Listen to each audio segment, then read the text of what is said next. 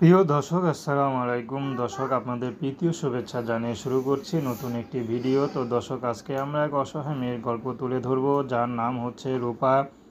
রূপার বাবা মা কেউ নেই, থাকে নানির কাছে। নানিও বৃদ্ধ, কোনো কাজকাম করতে পারে না। তার মধ্যে রূপার একটি ছোট ভাই আছে। তো ভাইকে রেখে, রূপাকে রেখে রূপার বাবা মা ঝগড়া করে তারা দুজনে বিয়ে করে আলাদা হয়ে যায়। তো তাদের আর কোনো খোঁজ খবর রাখে না।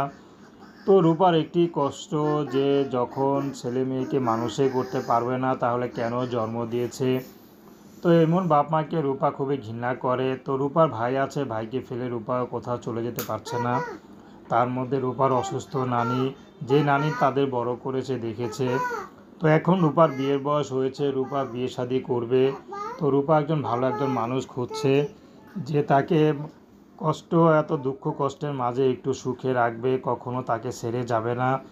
এমন একজন মানুষ পেলে রূপা বিয়ে শাদী করতে রাজি আছে। রূপা পড়াশোনা বেশি দূর করতে পারেনি, কিন্তু আরবি পড়াশোনা আছে। রূপা চাচ্ছে এমন একজন মানুষ, যে টাকা পয়সা না, যে শুধু তাকে একটু ভালো রাখবে, ভালোবাসবে, তাকে কখনো ছেড়ে চলে যাবে না। এমন একজন মানুষ পেলে রূপা বিয়ে শাদী করতে রাজি আছে, সে মানুষটির চেহারা যেমনই হোক। তো প্রেম, ভালোবাসা, সাহায্য সহযোগিতা, বিয়ে শাদী করা একান্ত আপনাদের ব্যক্তিগত ব্যাপার।